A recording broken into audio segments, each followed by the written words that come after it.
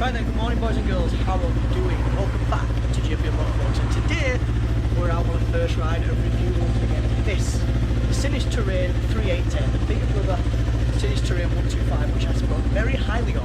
So today we're going to head up through the Forest of Bowland, up to the Bleachworks bike shed in Bolton, and discover what kind of a bike this is, have a little chat about it, and decide, is it really all it's cracked up to be? So grab your stuff, grab a brew, let's get going, have a fantastic day. Wonderful British weather.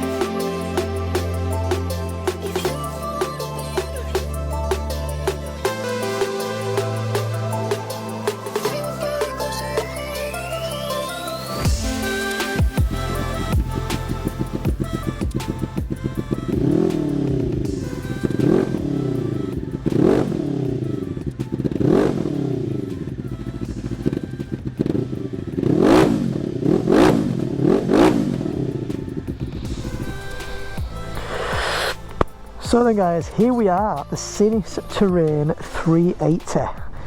Here's the walk around you've probably been wanting. I saw the comment on the last video saying it'd be nice to know what the bike looked like.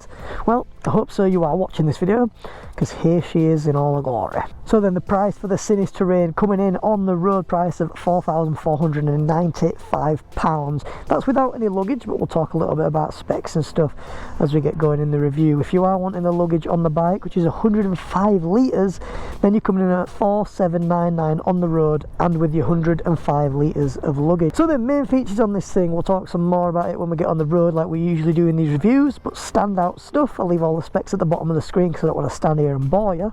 But we're talking about this one, specifically has the Toro aftermarket exhaust on it, the full system, and whilst my ownership is in, I've taken the baffle out.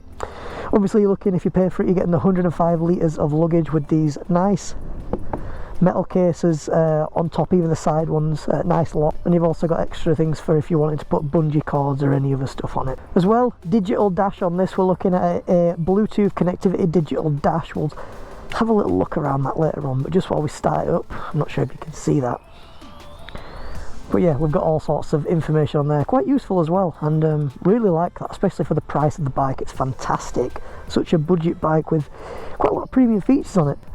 Twin engine, I think it's a twin engine because it does have two exhausts that go into one, and we're also looking at the nice LED headlight and that super tall windscreen, which is fantastic for getting wind off you. Brilliant. A good key feature of this bike is the fact that it only puts out 36 brake horsepower, so we are looking at an A2 compliant bike here, which is fantastic for somebody coming up and wanting a little budget end but get a little bit of bang for their buck with an A2 bike, because you know a lot of people take the A2, they only have it for 2 years, so they don't want to spend something, break the bank on it to get rid of it when they get the full A license. And as well, you've got all the metal crash cage as well, which is fantastic, and if you are to fall on such with the panniers on, then the pannier will take it because they are made out of metal. So yeah, they're the key features. I've put, like I say, I put the specs on screen, but let's hop on it and I'll show you a little bit about what the Sinnis is all about. I'll talk a little bit about what I like, what I don't like, the features of it, and basically just the standard old shebang. So you've heard her already, but let's fire her up on the GoPro.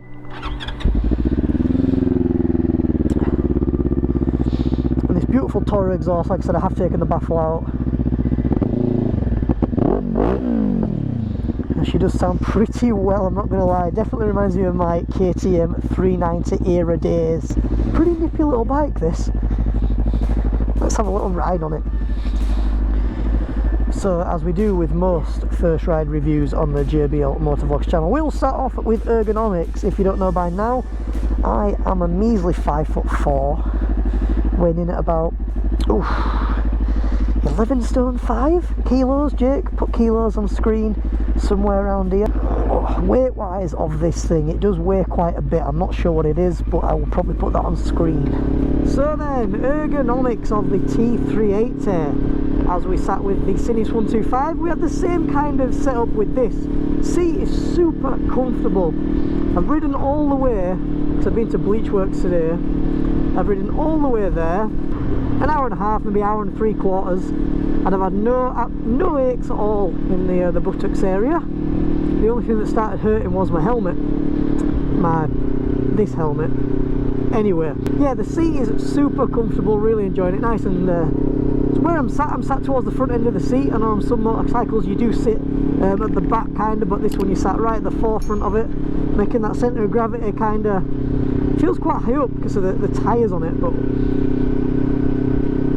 handlebars again are nice and, oh god, nice and wide. Great for these big touring bikes. It spreads that weight out a lot, gives you a lot of leverage, especially if you want to tip into a corner. You just tilt your right hand. The wider the bars, the more leverage you have and a little bit more control over the bike's feel you have, which is nice. Only gripe I do have is they're a bit high for my liking, but you can always take the clamp out, adjust them and adjust everything else on the switch display if you are wanting to do that. Foot peg position again is in a very neutral position. You just kind of pop them at the side and they are what they are. It's just a standard foot peg position. Gear lifter and all sorts of positions of them, maybe about 4 inch forward. I know on some bikes the gear shifter feels like it's a lifetime away from the foot peg and you've got to proper swing your foot around to kick it up. It's not the case on this one. It's nice there, nice feel and all that. Big part of the ergonomics on this bike is something that's very, very apparent as soon as you get on it, and that's the windscreen. This windscreen is huge. I think it is one of the biggest windscreens I've seen on a bike of this capacity. So the other bikes from other manufacturers in this ballpark are, you're looking at the KTM 390 Adventure, and you're also looking at the BMW 310 GS or GS 310. So that's kind of its competition. I haven't ridden any of them bikes, so it's a bit unfair to start comparing them. But I can give you my views on this one, because so far I've done 247 miles on this. So yeah, the windscreen's great. Like I say, I am 5'4", and it does take, I'd say, about 3/4, maybe if not all, the wind off me. And as well, it's not just the height wise, the width is great. Takes it off your shoulders, maybe up to about, say, probably all of you, to be honest with you. It absolutely tipped down on the way here, and the only part of me that was wet was, unfortunately, my hands and my wrists. The rest of me was quite dry, indicating that the windscreen's definitely doing its job. So moving swiftly on from ergonomics then, let's talk about the lovely cockpit display in front of you. Something that you use pretty much all the time on a motorbike, and I'm not going to lie, most reviews I see brush up on this very briefly, and it's very important. So we've mentioned the handlebars are nice and wide. The levers again are in a good position. We have an adjustable one on the front brake, nothing on the left for the clutch. Clutch feel, because we are only rolling it with a 36 brake horsepower engine, is very light. Again, same as the 125. It's definitely able to do with just the index finger. Standard issue mirrors as always. Great visibility for where you sit. You sit quite high and above the bike. I've noticed that compared to cars and stuff next to me, you're probably sitting about that height of a SUV. Key location is perfect, right exactly where you want it, unlike the MT-07, which is ahead of the dash and really awkward to reach. A lot of space around it if you do have a hefty set of keys. They're not going to scratch any of the metal around it because it is just plastic. Cables as well, all tucked nicely away under the triple clamps, or if it is a triple clamp. And switch gear then, so we've got on the right hand side we have starter switch and the kill switch. Again, just your standard issue kill switches, electric motor start. Left side we have the flick beam, high beam, horn and indicators. Issue with the indicators, all the switch gear works perfectly. The only issue I have is with the indicators. The amount of times you may have seen me leaving it on in this video, I feel like I've turned it off because the feel is very abrupt. You really have to press it in for it to get that electrical circuit done to turn them off. And then up the dash we've got this beautiful digital dash. Now you may have seen me calling it a TFT dash in the previous video, but it's not. It's a digital dash display. Key features of this, again, for the price, guys, you need to think of the price of the bike. $4,799 with full luggage. We've got Bluetooth connectivity. I'm not connected right now because I'm connected to my SENA. But Bluetooth connectivity, so I'm not sure what it shows. I think from what I skimmed over, phone calls, maybe a music, but I know you can't switch it. Gear indicator, is nice bang in the centre, along with the speed. Revometer is a digital revometer, revving all the way up to 10, which is fantastic. It lags a bit behind, it's not something you need. This Range Rover is going to pull out. So on the left hand side you've got the DC 12 socket for anything that uses that, and on the right you've got the USB, which is great.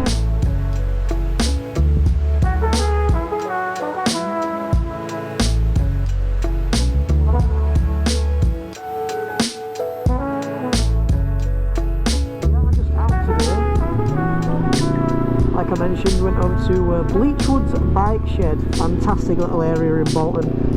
Being part of the Wolfpack group for a while, the owners, Sean and Ashley I do believe, and it was Social Saturday today, so I thought I'd pop over, say my hellos, meet a few people. It's always nice to meet the guys at the groups. And yeah, fantastic little bike spot. Any sort of bike needs you need, they do there. As well, they've got the social area, pool table, coffee, all that good stuff. And I think in summer as well, burger vans, and it's going to be a fantastic place to meet. And I think there's plans to maybe expand it, I'm not too sure. But so if you're over this way, guys, make sure to pop in there and say hello to the owners. They're lovely and friendly, and they do a cracking coffee as well in there. So thank you guys if you are watching. If you do over, mention you come from the JBL Motovlogs channel, either that or the Wolfpack group, because they are in that. So anyway, for now, let me just get out of this little town area. We'll get up onto some country roads, and we'll have a chat about suspension and the engine and the gearbox and all that good stuff, which is important on this bike. So moving on to the engine then, the main part of the bike, the heart of the Sinnis Terrain. Little twin putting out 36 horsepower. Like I said, A2 compliant, which is a great factor for most people. Now the engine on this isn't particularly powerful. Now I'm saying, I know it's 36 horsepower. What I mean by that, I mean I had the KTM Duke 390 and that put out 40, I can't remember, 43, 44. And the thing is with that bike, it had a lot of character. And it still had a terrible suspension, but it had a lot of character, that engine. Single cylinder. This is very, very flat, if I'm honest with you. There's nothing wrong with it. It's, you know, it's a good engine, and this bike comes with a 3-year warranty, so they must have hope in it. So 3-year warranty on this engine, so there's clearly nothing wrong with it. I've had no hiccups with it so far. I mean, like I said, I've done 255 mile on a full fuel tank, but there just seems to be no character with it. It's just your standard engine. It revs, it's got nothing at the bottom, a little bit in the middle, nothing at the top. It does its job. There's nothing wrong with it. It's not bad, it's not great, just an engine. That's my honest opinion on it. It'll comfortably do motorway speeds. I say comfortably, it's up there. I did the motorway on the way here and it sat at 70 mile an hour, 7,000 RPM, just before the red line, in 6th gear.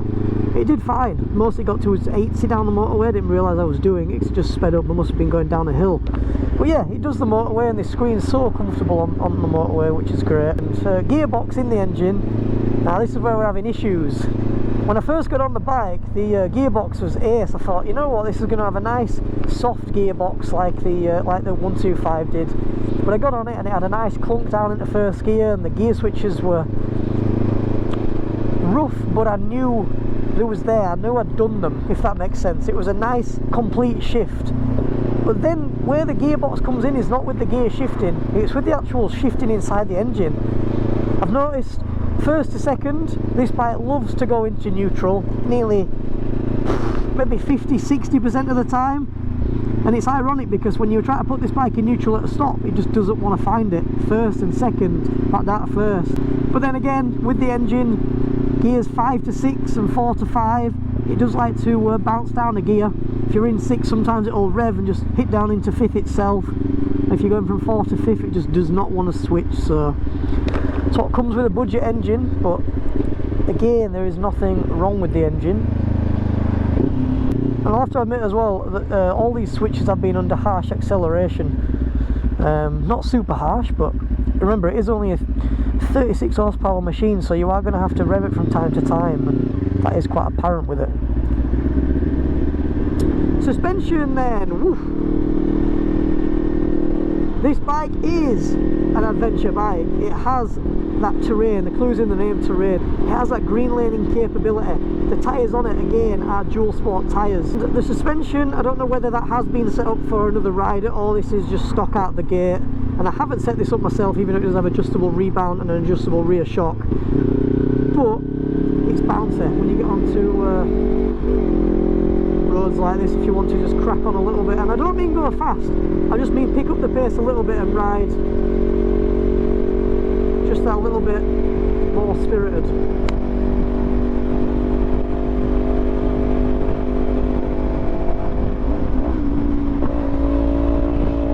See what I'm saying?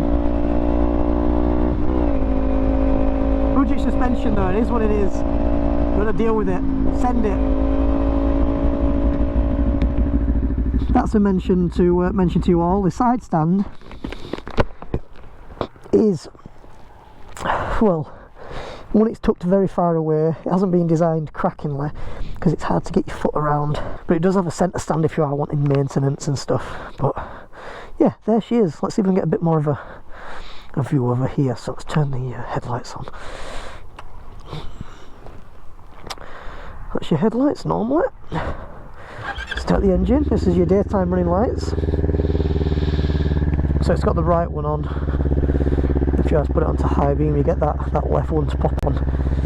Now you'll know, I'm going to say it, it's the elephant in the room. It's definitely styled, to me, around a BMW GS, a Tiger. It's kind of a mix of them both, but I do like it. So then, tyre wise, what have you got? Nylon tyres. Do I really need to say much? 140 rear, 17 inch. Nylon tyres, that's what's sketchy about the bike. This is my only gripe with it. It needs a good set of tyres on it for this bike to really shine. If you've got this bike set up with a good suspension and you put some nice road tyres on it made of rubber, you'd have a cracking bike. Front then, what we're looking at, nylon tyre again, a 110, so a very skinny front tyre. And the brakes then as well. Braking performance is what it is. You've got that adjustable front lever for when they do start fading, which they are going to do because you do have budget pads, budget lines, budget brake calipers and budget discs. And in the wet, I'm not going to lie, they are awful. Yeah, it's really a shame with the brakes on the bike.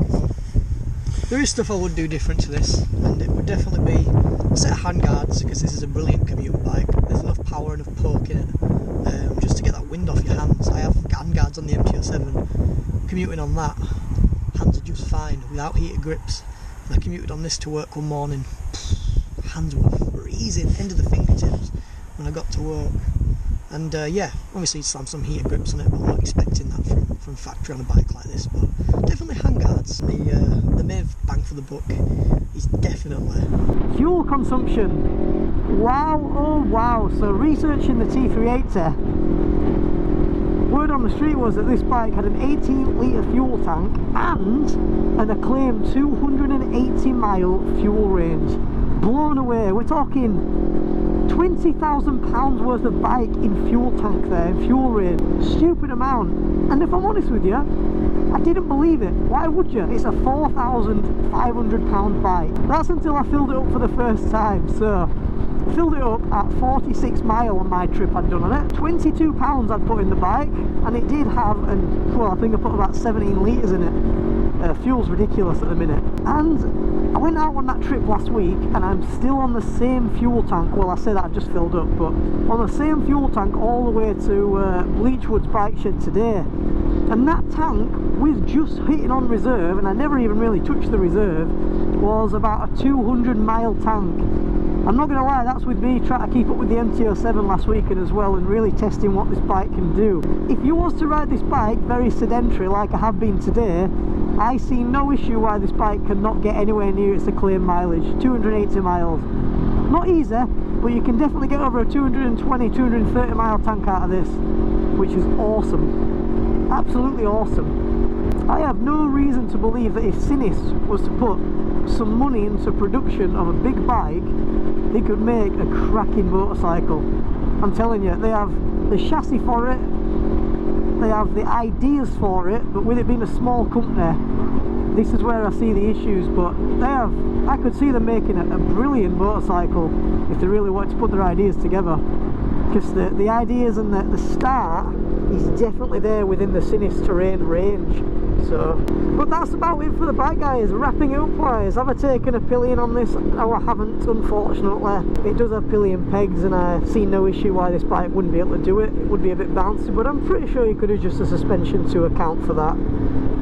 And yeah, the final question it always comes down to, which I've kind of answered, is what would I do different? Tyres, handguards, heated grips, and yeah, you've got a fantastic little bike, a fantastic commuter, and possibly a fantastic tourer. I might be cheeky next year when spring comes round and ask Sinnis if I can nab this back and do a camping trip, because with 105 litres of storage, whew, we could take some kit along with us. Hit up into the lakes, hit it nice and steady, because this bike's not a fast bike. It really is that kind of bike where you just sit back, let the engine tick over like I am now in 6th and 5th, and just have a look around. It really is the kind of bike it's designed to do.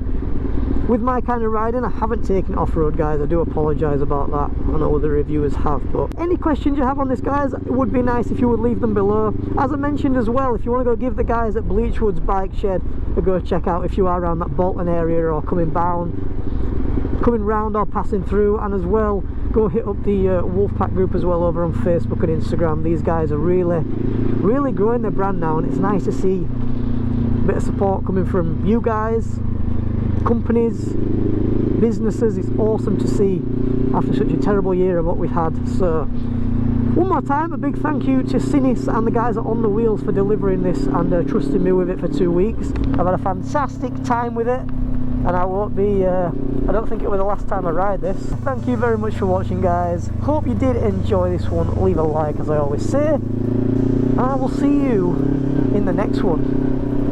Peace.